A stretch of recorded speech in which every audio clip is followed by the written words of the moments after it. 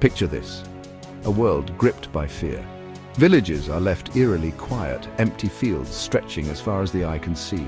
The smell of death hangs heavy in the air, a chilling reminder of the unseen enemy that swept across the land.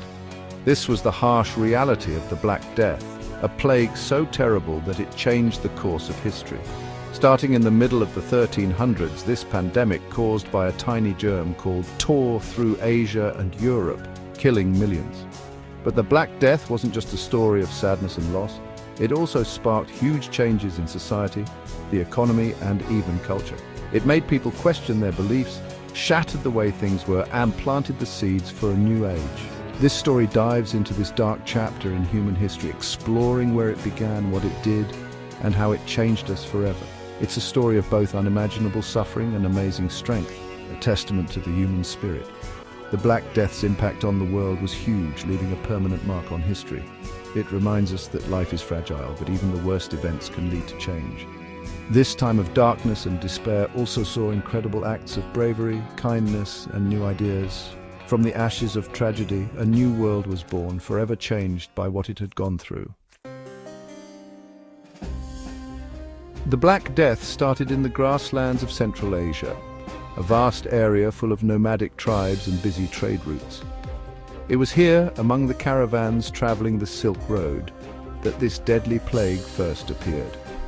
Fleas living on rodents became the unsuspecting carriers of the disease. These fleas carried the tiny germ that caused the plague.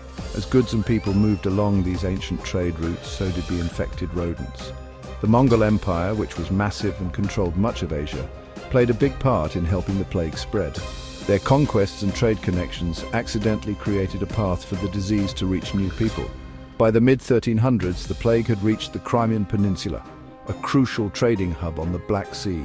From there, it spread rapidly, catching rides on ships going to ports all over the Mediterranean. There's even a story about Mongol armies attacking the city of Kaffa, throwing plague-ridden corpses over the city walls, an early example of biological warfare. This horrible act is believed to have helped the plague spread into the city, which was a major trading center connected to the entire Mediterranean. From Kaffa, the plague traveled to Sicily in 1347, carried by merchant ships. Within months, it had reached mainland Italy and southern France, spreading incredibly fast throughout Europe. The medieval world, connected by trade and travel, had become a highway for the pandemic, carrying the Black Death to the very heart of Europe. The Black Death was a terrifying and brutal killer. It showed up in different forms, with the bubonic plague being the most common. People with this plague experienced awful symptoms, including swollen lumps called buboes, which grew as big as oranges and turned a scary black color. These buboes, often found in the groin, armpits, and neck, oozed pus and caused terrible pain. But the plague's attack didn't stop there. High fever, chills, vomiting, and confusion soon followed, making its victims live a nightmare. Death, often within days of the first symptoms, became a relief for many.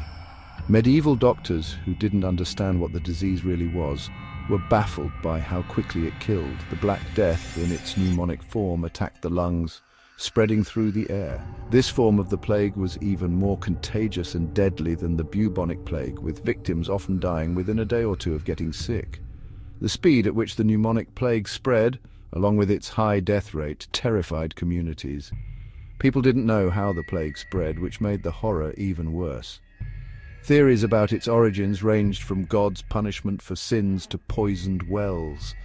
This lack of understanding led to desperate measures, with some people resorting to cutting themselves to bleed, superstitious rituals, and even whipping themselves in a futile attempt to please God or ward off the disease. The Black Death's impact on medieval society was profound and devastating. Entire villages were wiped out, their populations decimated by the relentless plague. Cities, once bustling centers of commerce and culture, transformed into eerie ghost towns. The streets, once teeming with life, lay eerily deserted, littered with the bodies of the dead. The sheer number of victims overwhelmed burial practices. Mass graves, hastily dug to accommodate the dead, became a common sight. In some places, bodies were piled high in the streets, left to rot where they lay. The stench of decay permeated the air, a grim testament to the plague's devastating toll. The social fabric of medieval society, already strained by famine and war, unraveled under the weight of the pandemic. Fear and paranoia gripped those who remained as the spectre of death haunted their waking hours. The normal rhythms of life, work, trade, social gatherings ground to a halt, replaced by an all-consuming struggle for survival. The Black Death's impact went beyond the immediate devastation.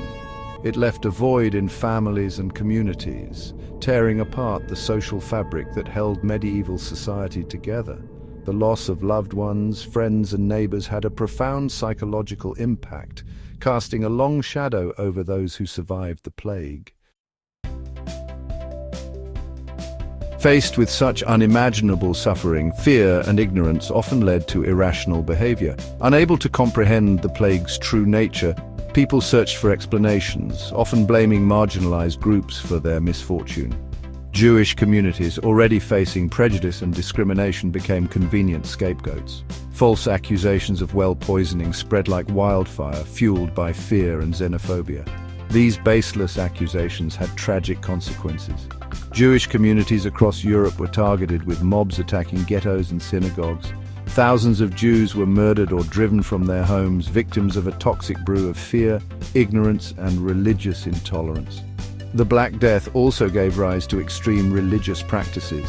Flagellant movements emerged, with groups of individuals whipping themselves in public as a form of penance, believing that their suffering would appease God's wrath and spare them from the plague. These processions, often involving hundreds of participants, reflected the desperation and religious fervor that gripped Europe during this time. The Church, once a pillar of stability and authority, found its influence waning as the plague raged on. Its inability to provide effective remedies or explain the pandemic's devastation shook people's faith. The Black Death, in many ways, marked a turning point in the relationship between the Church and its followers. Ironically, amidst the death and despair, the Black Death planted the seeds of significant social and economic change. The massive loss of life led to a shortage of workers, forcing landowners to offer higher wages and better conditions to attract people to work for them. This shift in power between landowners and peasants weakened feudalism, a system that had defined medieval European society for centuries. With fewer peasants tied to the land, many looked for opportunities in towns and cities. This movement to urban centers contributed to the growth of a new class of artisans, merchants, and skilled laborers. The demand for goods and services, coupled with a shortage of skilled workers, led to increased wages and greater economic mobility. The Black Death also challenged the traditional social hierarchy. With death a constant threat, people began to question the rigid social structures that had governed their lives. The plague's indiscriminate nature, affecting both rich and poor, undermined the notion of a divinely ordained social order. This questioning of authority extended to the Church. As the plague ravaged Europe, the Church's explanations for the disaster rang hollow for many. People began to look for answers beyond religious dogma, paving the way for a more secular outlook and a greater emphasis on human reason. This shift in thinking would have profound implications for the development of Renaissance humanism and the scientific revolution. The Black Death had a profound and far-reaching impact on art and literature. The pandemic's horrors found expression in various art forms, from paintings and sculptures to poems and plays. Death, once a distant concept, became a central theme in art, reflecting the societal preoccupation with mortality and the afterlife.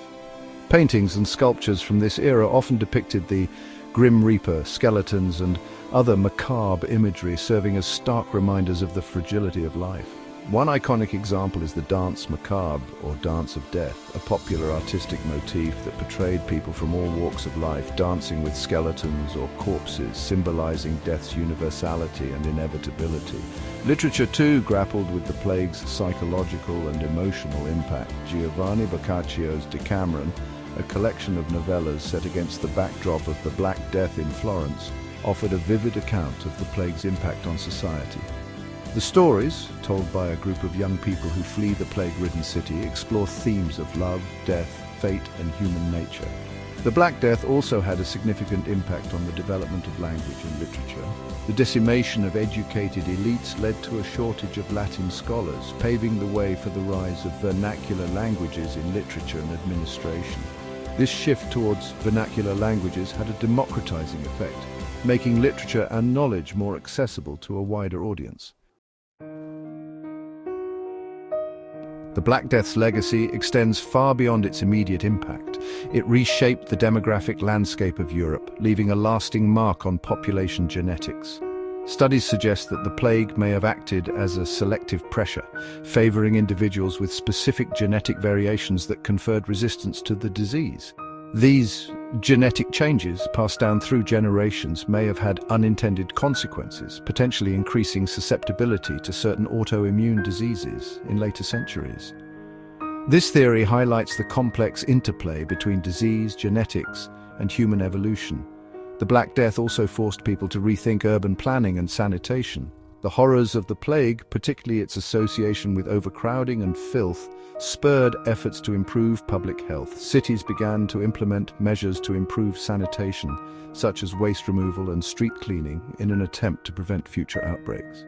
The pandemic also led to the establishment of quarantine measures, a practice that continues to this day. The word quarantine itself is derived from the Italian 40 giorni, meaning 40 days, referring to the period of isolation imposed on ships arriving from plague-stricken areas. The Black Death stands as a chilling reminder of humanity's vulnerability to infectious diseases. It underscores the interconnectedness of our world and the ease with which diseases can spread across borders. The lessons learned from this pandemic, from the importance of public health measures to the dangers of scapegoating and misinformation, remain relevant today. The Black Death, despite its horrors, also offers a message of resilience. From the ashes of devastation, humanity rebuilt, emerging from the darkness with renewed determination. The pandemic spurred innovation, challenged old ways of thinking, and ultimately led to a more dynamic and interconnected world. As we face new challenges in the 21st century, from emerging diseases to climate change, the lessons of the Black Death serve as a stark reminder of the importance of collaboration, innovation, and a willingness to learn from the past. By studying history, we gain valuable insights that can help us navigate the complexities of the present and build a more resilient future. The Black Death may be a distant memory, but its echoes continue to resonate through time, offering valuable lessons about the human condition and the enduring power of the human spirit.